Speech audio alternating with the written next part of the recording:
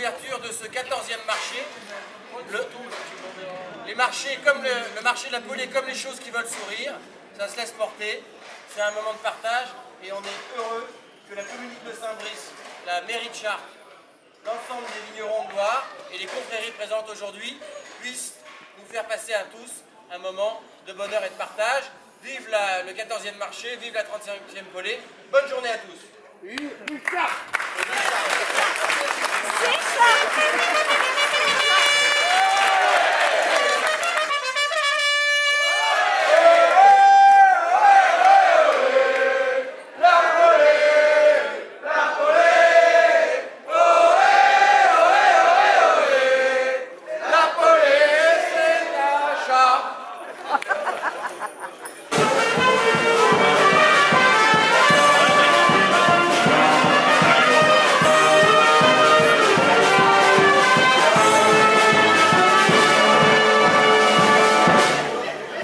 Salut les copains, alors nous sommes à Chartres, on est sous les Halles, comment elles s'appellent les Halles là?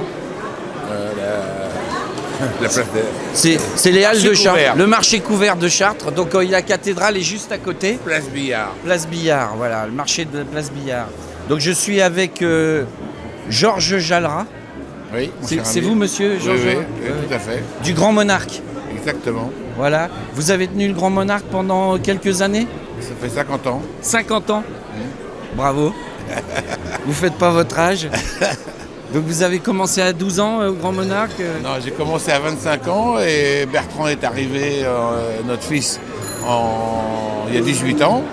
Et c'est lui qui prend la direction maintenant depuis cette date-là. Et il a continué et amélioré et innové et embelli le Grand Monarque avec plein de choses nouvelles, dont un spa, une école de cuisine, une pâtisserie et puis d'autres hôtels pour compléter la marche de la maison. D'accord, et alors qu'est-ce qui se passe aujourd'hui là? On est sous les Halles, qu'est-ce qui se passe? Alors, la Polée des vins de Loire a été créée il y a 35 ans par moi-même et Jacques Puiset. C'est mort, on va arrêter? On va continuer après? L'origine de la Polée, ouais. Qu'est-ce qui se passe? L'origine de la Polée, quand j'ai repris le Grand Monarque en 68, j'étais agriculteur auparavant et je suis devenu hôtelier par hasard et restaurateur également. Comme je n'étais pas cuisinier, j'ai cherché un moyen pour me faire connaître, donc j'ai pris l'option vin. Et de là, en 82, j'ai suivi des cours d'œnologie avec Jacques Puiset en Touraine. De là, le virus de la Loire s'est accentué parce que je l'avais déjà un petit peu. Mon grand-père me faisait boire du Coteau de Léon tous les dimanches à 16h. Donc, pour nous faire connaître, j'ai créé avec Jacques Puiset la Polée en 83, c'est-à-dire il y a 35 ans.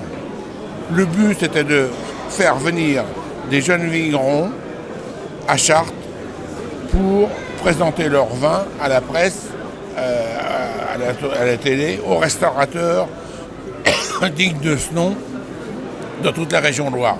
Et on avait choisi la date le lendemain, le lundi qui suit le salon agricole. Parce qu'à ce moment-là, le salon agricole à Paris était toujours réputé pour les vins. Donc les vignerons, en revenant du salon, ils s'arrêtaient à Chartres et ils rentraient en Touraine après. Et le but, c'était de présenter des jeunes vignerons qui n'étaient pas connus. Là, cette année, c'est la 35e Polée, multipliée par 15 vignerons. Vous voyez le nombre de vignerons qui sont passés au Grand Monarque et que l'on a découvert. Alors, la Polée, c'est se connaître et se reconnaître. C'est-à-dire que pour ces jeunes vignerons, c'est rencontrer au cours du repas et après des anciens, des gens assagis qui peuvent transmettre le message, échanger sur les plans professionnels, culture, assolement, nombre de pieds à l'hectare, etc. Bon, et le but a marché. Ce but, il a marché notamment parce qu'on ne demandait aucune participation à qui que ce soit.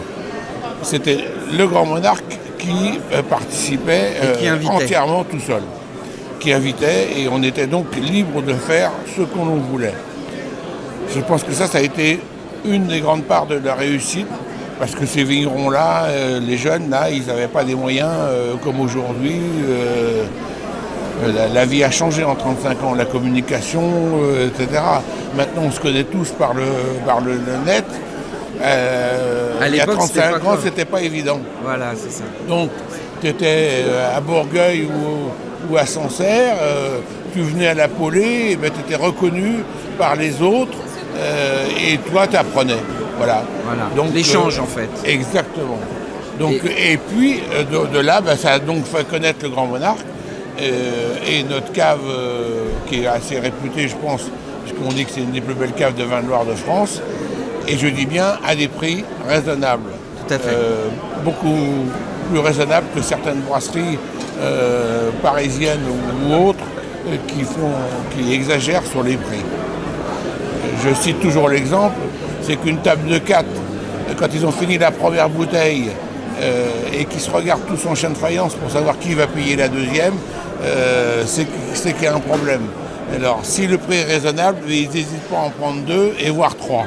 Alors, ça amène une question, mais comment on peut définir, c'est quoi pour vous un bon vin? C'est celui qu'on redemande. C'est Très simple. bien, c'est simple. Ben là, on va un petit peu tourner, on va aller voir ces vignerons, justement, ces échanges, ce partage. D'ailleurs, maintenant, ça va évoluer, la Polée, puisqu'il y a la télé, Chartres Télé qui est là. Hein. Bah ouais, attends, formidable. Tout le monde. Et puis, il y a notre ami Jacques Puzet qui arrive. Jacques Puzet, 84 ans. voilà.